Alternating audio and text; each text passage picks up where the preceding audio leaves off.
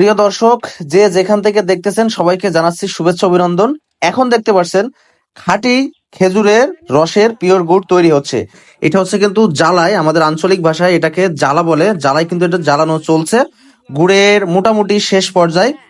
এখন এই গুড়টা নামিয়ে ফেলা হবে আর এটা দিয়ে তৈরি হবে দানা গুড়।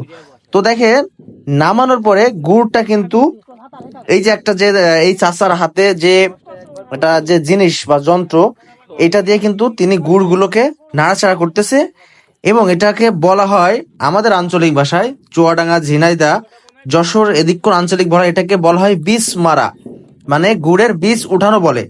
আপনার গুড়টা যখন জ্বালা থেকে নামাবেন সেটারে দানা করতে হয়। এই যে এখন দেখতে পাচ্ছেন খেজুর গাছেরই ডগা দিয়ে, সেটা দিয়ে কিন্তু এই যে বীজ মারতেছে, দেখেন একদম শক্ত। এভাবে ঘষতে ঘষতে ঘষতে ঘষতে ঘষতে অনেকক্ষণ ঘষা লাগে। গুড় জ্বালার একটা অংশে ফাঁকা জায়গায় নিয়ে অনেকক্ষণ ঘষার পরে এরকম শক্ত হয়ে যায়।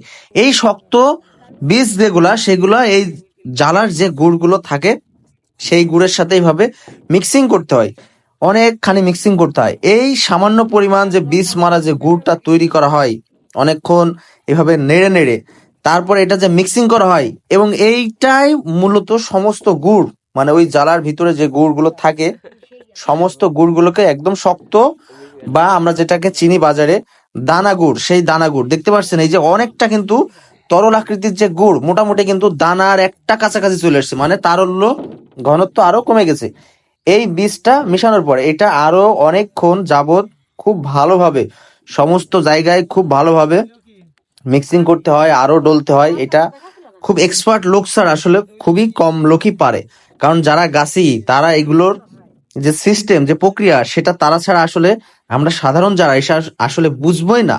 তো দেখেন কয়েকবার কিন্তু তিনি এইগুলো এই মিক্সিং করতেছে, আবার বীজ মারতেছে, মানে দানা দানা যেগুলো দেখতে পাচ্ছেন সেগুলো করতেছে, তারপরে এই যে যন্ত্রটা আছে সেটা দিয়ে নাড়াচাড়া করতেছে।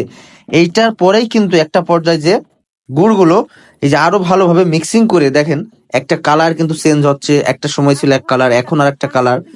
অরিজিনাল যদি গুড় হয় সেই গুড়গুলোর কালার ঠিক দেখেন কেমন টসটসে মতো একটা, মানে অন্যরকম একটা ভাইব দিচ্ছে। আপনি বুঝতে পারছেন, দেখলেই জিহ্বায় জল চলে আসছে। আর এর যে ঘ্রাণ, আপনি যদি এই খাঁটি গুড় যেখানে তৈরি হয় সেখানে না আসেন তাহলে বুঝতে পারবেন না। অবশেষে ফাইনাল যে প্রক্রিয়া, মাটিতে এই যে সাইজের যে পাটালিগুলো তৈরি হবে সেগুলো আগেই তারা বানিয়ে রাখে এবং তার উপরে একটা কাপড় বিছিয়ে দেয় পরিষ্কার।